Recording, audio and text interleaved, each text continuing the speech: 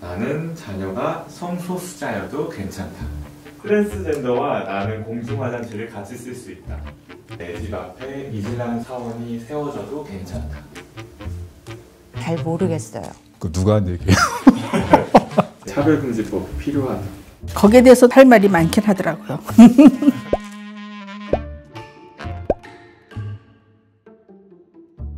장선영이라 하고요. 나이는 72살입니다.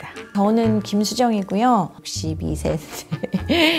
초등학교 교사로 31년 11개월 근무하고 지금 퇴직 5년 차입니다. 후암동에 사는 서광순이라고 합니다. 나이는 54. 케이블 방송에서 일하는 그 노동자이기도 합니다. 아빠보단 엄마가 육아휴직을 쓰는 게 낫다. 아무나 써도 될 것 같아요. 아니, 아이를 키우는데 엄마 아빠가 따로 있나요? 한국에서 남자분들이 아이들하고 점점 거리가 멀어지잖아요. 애들이 사춘기쯤 되면은 아빠하고는 이제 멀어지는 이런 경우가 굉장히 많은데 어쨌든 육아를 하다 보면은 아마 그런 것도 좀 해소되지 않을까 싶어요. 임금의 문제에서 되게 많이 기인한다고 봐요. 남성의 급여가 조금 더 높거든요. 그러면 생계를 하려면 여성의 급여가 적기 때문에 여성한테 이제 또 몰아주는 그런 부분도 있고 여성들이 아이를 잘 키운다는 어떤 그런 편견도 있기도 하죠. 제가 이렇게 나이가 들고 보니까 남자들이 밥 하나도 할 줄 모르는 거죠. 냉장고에서 꺼내 먹는 것도 할 줄은 모르는 거예요. 이러다 보니까 서로 힘들어요, 사는 게. 이제 다들 은퇴를 하신 분들이니까. 진짜 젊어서부터 육아를 하다 보면 당연히 살림도 하고 관심도 가지게 되고 이러다 보면은 나중에 늙어서까지도 너무 멀리 보는 건가요? 늙어서까지도 도움이 되지 않을까 좀 그런 생각도 합니다. 내 자녀가 성소수자라도 괜찮다.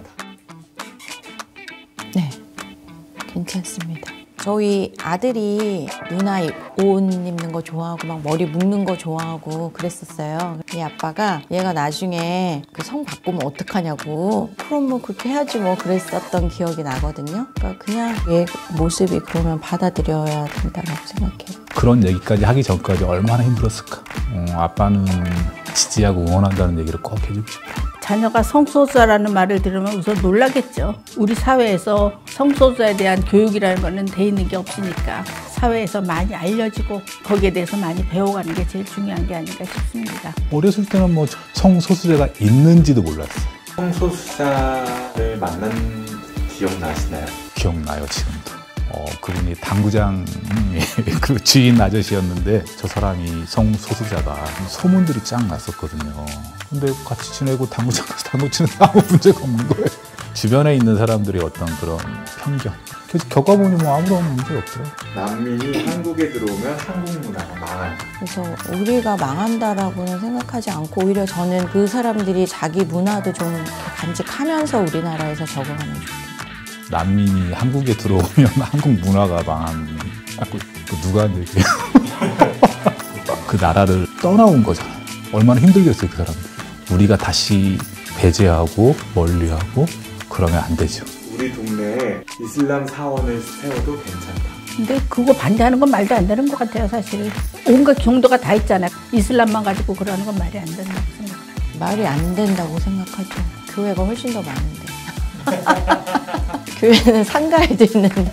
뭐 종교의 자유가 있는 거잖아요. 이슬람 사원이 세워지면 어때요? 그리고 또 우리 동네에는 또 쭉 가면 이슬람 사원이 있거든요. 그렇죠, 이태원에. 아무런 문제 없을 것 같아요. 트랜스젠더와 공중 화장실을 쓸 수 있다. 트랜스젠더 얘기만 나오는 문제가 화장실 문제인데요. 트랜스젠더 분들이 화장실 때문에 얼마나 힘들어 하는지, 물도 제대로 못 마시고 하루 종일 밖에서 긴장된 생활을 한다는 걸 알면은 그런 얘기는 잘 못할 것 같습니다. 같이 있는 선생님이 교회를 되게 열심히 다니시는데 뭘 자꾸 보낸대요. 근데 그 중에 하나가 성 전환 수술을 안 하고 자기 성을 바꿀 수 있게 되면은 여자로 했다 남자로 했다 막 그러면서 여자 화장실을 막 들어가려고 막 성을 바꾼다 막 이런 식으로 막 얘기를 했대요. 아니 누가 그거 갖고 그렇게 성을 바꾸겠냐, 여자 화장실 들어가려고. 자기가 뭐라고 반박을 하고 싶은데 그거에 대한 반박을 몰라서 못하겠다 그러더라고요. 좀 여자 화장실 들어가면 좀 안전하다라고 생각이 들잖아요. 근데 거기에 어느 날 이렇게 남자가 불쑥 들어오면은 왜 여길 들어왔지? 이런 생각이 드는데 그거랑 구분을 어떻게 해야 되는지를 잘 몰라서 그거는 저도 좀 배워야 될 것 같아요. HIV 감염인과 함께 일하는 것, 일상을 보내는 건 불편하다. 공기중으로 감염되는 거 아니잖아요. 잘 몰랐을 때 그때는 공포죠. 옛날서부터 이제 그게 되게 위험한 병이라고 이제 배웠었잖아요. 근데 지금 이제 아니라는 걸 이제는 알잖아요. 조금 불안할 수는 있을 것 같아요. 근데 그거는 표현해서는 안 된다라고 생각을 해요. 코로나 때도 마찬가지잖아요. 다 기억은 하시잖아요. 코로나는. 치료 방법도 없겠다. 공포스러웠어요. 코로나 있으면 그래 며칠 쉬면 되지 이러고 말잖아요. 뭐든지 정확한 그 사실을 아는 게 중요하다고 생각합니다. 앞으로 한국 사회에 차별금지법이 필요하다. 당연히 필요한 것 같아요.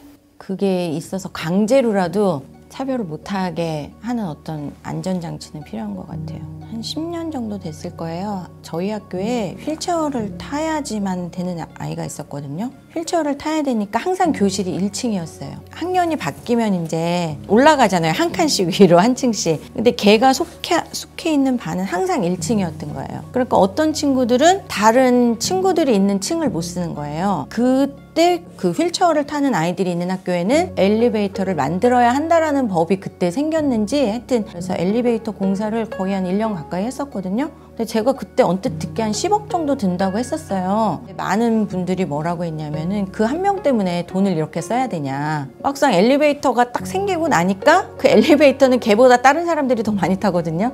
그거를 강제하지 않으면 안 만들었을 거 아니에요. 차별금지법도 최소한 그런 안전장치는 마련해 주는 게 아닐까 싶어요. 그 남성과 여성의 급여의 차이 문제, 학력에 대한 그 차별적인 대우, 그러니까 노동에서의 어떤 그런 차별들을 다 거의 대부분 다 경험했을 거예요. 저 같은 경우는 이제 고등학교를 졸업하고 처음 취직한 상황이었었거든요. 그래서 초임 임금이 되게 낮았었어요. 학력에 대한 컴플렉스가 있어서 다시 또 학업을 하게 된 그런.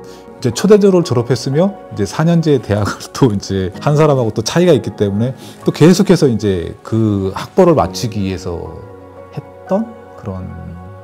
특히 요새 나이 들어가니까 좀 눈치 보이는 데가 많더라고요. 나이 들다. 카페 가도 이렇게 눈치 한번 보죠. 너무 젊은 사람들 많으면은 우리 들어가도 되나 이런 눈치도 보고 더 조심해요. 나이가 많으니까 티 안 내려고. 노인들이 적으면 차라리 괜찮을 텐데 노인들이 너무 많아요. 내가 생각해도. 제 개인가 막 이런 말 애들이 장난으로 막 하잖아요. 저도 옛날에는 그게 나쁜 건지 몰랐었어요. 그러니까 모르니까 무지하니까 이거 차별이구나 이렇게 말하면 안 되는 거구나 하는 걸 알면서부터는 이제 그 말은 절대 안 돼. 이제 금지요. 야 너 개이냐 막 이런 거 해요 애들이. 그런 말 일단 못하게 해요. 너 그거 차별이야 그러면서. 그때 당시에는 이런 말을 해도 괜찮았어요 아이들한테. 지금 같으면 제가 이런 얘기하면 이거 갖고 막 난리 치는 것 같아요. 이게 법으로 정해지느냐 안 정해지느냐, 이게 교과서에 들어가느냐 안 들어가느냐, 이거는 굉장한 차이가 있는 것 같아요. 교과서에 들어가는 순간 누구도 거기에 대해서 말을 할 수 없거든요. 그러니까 내가 누구도 건드리지 못하게 말할 수 있는 거죠. 제일 무서운 건 그 차별이라는 게 하나의 문화가 되는 게 더 무서운 것 같아요. 그 차별을 없애기 위해서는 사실은 사회가 좀 더 이렇게 성숙해야 되는데 그 성숙함을 갖다가 억지로 만들 수는 없는 것 같고요. 성숙해야지는 거에 더해서 차별금지법이라든지 법적으로 보장이 돼야지 좀 안전하게 살 수 있는 사회가 될 수 있지 않을까 그런 생각을 합니다.